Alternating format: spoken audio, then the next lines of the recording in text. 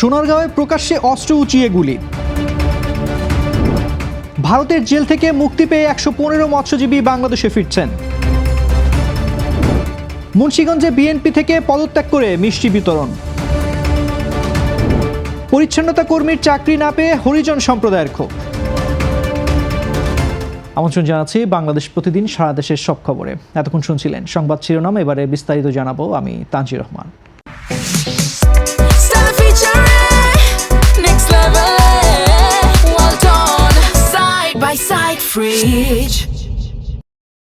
আধিপত্য বিস্তারকে কেন্দ্র করে নারায়ণগঞ্জের সোনারগাঁও উপজেলার পিরোজপুর ইউনিয়নের পাঁচানি এলাকায় প্রকাশ্যে অস্ত্র উঁচিয়ে গুলি করার ঘটনা ঘটেছে।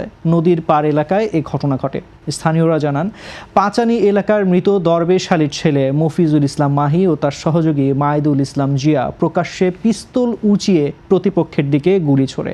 গুলির ঘটনার একটি ভিডিও সামাজিক যোগাযোগ মাধ্যমে ছড়িয়ে পড়লে এলাকায় ব্যাপক আতঙ্ক সৃষ্টি হয়। দীর্ঘদিন ধরে স্থানীয় আওয়ামী লীগ নেতা হামিদ আলী গ্রুপ ও কুরবানপুর এলাকার রাসেল গ্রুপের মধ্যে আধিপত্য বিস্তার নিয়ে বিরোধ চলছিল। ওই বিরোধের জের ধরেই এই ঘটনা ঘটেছে বলে ধারণা করা হচ্ছে। অস্ত্রধারী মাহি ও জিয়া হামিদ আলী গ্রুপের সদস্য বলে জানা গেছে। এ বিষয়ে সোনারগাঁ থানার ভারপ্রাপ্ত কর্মকর্তা মহিবুল্লাহ জানান, এখনও কেউ লিখিত অভিযোগ দেয়নি, তবে সামাজিক যোগাযোগ মাধ্যমে ছড়িয়ে পড়া ভিডিওটির বিষয়ে পুলিশ খোঁজ খবর নিচ্ছে। নোয়াখালীতে জামায়াতের নির্বাচনী সমাবেশ চলছে, ব্যাপক প্রস্তুতি। আগামীকাল শুক্রবার সকাল 11টায় নোয়াখালী জেলা স্কুল মাঠে জামায়াতে ইসলামীর উদ্যোগে বিশাল নির্বাচনী সমাবেশ অনুষ্ঠিত হবে। এতে প্রধান অতিথি হিসেবে বক্তব্য রাখবেন জামায়াতে ইসলামীর কেন্দ্রীয় আমির ডাক্তার শফিকুর রহমান। কেন্দ্রীয় আমিরের আগমনকে কেন্দ্র করে নোয়াখালী জেলা জামায়াত ও ছাত্র শিবিরের উদ্যোগে ব্যাপক প্রস্তুতি চলছে। জেলা স্কুল মাঠে বিশাল মঞ্চ নির্মাণ সহ সার্বিক প্রস্তুতি প্রায় সম্পন্ন হয়েছে বলে জানিয়েছেন জেলা জামায়াতের আমির ইসাক খন্দকার। দলীয় সূত্রে জানা গেছে, সমাবেশে প্রায় লক্ষাধিক মানুষের উপস্থিতি হতে পারে। কেন্দ্রীয় আমির তার বক্তব্যে নোয়াখালীর বিভিন্ন সমস্যা, বিমানবন্দর স্থাপন, বিভাগ ঘোষণা সহ গুরুত্বপূর্ণ দাবি দেওয়া তুলে ধরবেন। নেতাকর্মীদের অগণতান্ত্রিক প্রক্রিয়ায় দল থেকে বহিষ্কারের অভিযোগ তুলে শহর বিএনপির সদস্য সচিব সহ জেলা বিএনপির 5 নেতা পদত্যাগ করেছেন। শহরের পঞ্চসার এলাকায় সংবাদ সম্মেলনের মাধ্যমে পদত্যাগের ঘোষণা দেন তারা। পদত্যাগকারীরা হলেন শহর বিএনপির সদস্য সচিব মাহবুব আলম স্বপন, জেলা বিএনপি আহ্বায়ক সদস্য শাহাদাত হোসেন সরকার, মাহবুবুর রহমান, আতাউর হোসেন বাবুল ও কাজী আবু সুফিয়ান বিপ্লব। এদের মধ্যে 4 জনই মুন্সিগঞ্জ 3 আসনের বিএনপির বিদ্রোহী প্রার্থী মহিউদ্দিন আহমেদের অনুসারী। সংবাদ সম্মেলনে তারা অভিযোগ করেন, কেন্দ্রীয় নেতৃত্বের অগণতান্ত্রিক পদক্ষেপে জেলার শীর্ষ নেতাদের কোনো কারণ দর্শানোর নোটিশ ছাড়াই বহিষ্কার করা হচ্ছে। দীর্ঘদিন দলের জন্য কাজ করা নেতারা হামলা মামলা শিকার হলেও দল থেকে বহিষ্কৃত হচ্ছেন। পদত্যাগকারী যারা জানান, তারা তারেক রহমান ডাকলে পুনরায় দলে যোগ দেবেন, অন্যথায় পদত্যাগ কর্মসূচি চলবে। নোয়াখালীর সুধারামের নিয়াজপুর ইউনিয়নের জাহানাবাদ গ্রামে পুলিশ প্রশাসন পরিচয় দিয়ে গভীর রাতে দুর্ধর্ষ ডাকাতির ঘটনা ঘটে। ডাকাত দল নগদ টাকা ও 8 ভরি স্বর্ণসহ 15 লক্ষ টাকার মালামাল লুটপাট করার অভিযোগ করেছেন ভুক্তভোগী পরিবার। এই ঘটনায় সুধারাম থানায় একটি লিখিত অভিযোগ দায়ের করা হয়েছে। ভুক্তভোগী পরিবার জানান, গভীর রাতে প্রশাসনের পরিচয় দিয়ে বসত ঘরে ঢুকে পরিবারের লোকজনকে জিম্মি করে ভয় দেখিয়ে স্টিলের আলমারি ভেঙে 8 ভরি স্বর্ণসহ নগদ টাকা নিয়ে যায়।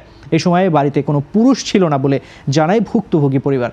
ডাকাতির সময় একজনকে চিনতে পেরেছেন বলে জানায় নারীরা। তাদের ধারণা, পূর্ব শত্রুতার জের ধরে এই ঘটনা ঘটানো হয়েছে। বর্তমানে তারা নিরাপত্তাহীনতার ভুগছেন।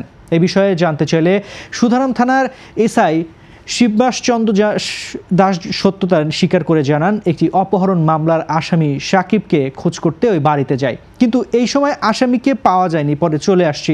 পরের ঘটনায় আমরা জানি না, তবে তারা জানিয়েছেন ওই বাড়িতে আবার গভীর রাতে তাদের ঘরে ঢুকে জিনিসপত্র ও স্বর্ণ লুট করেছে। গত 23 ডিসেম্বর শেরপুর জেলা প্রশাসক অফিসে 6 জন পরিচ্ছন্নতা কর্মী নিয়োগ দেওয়া হয়।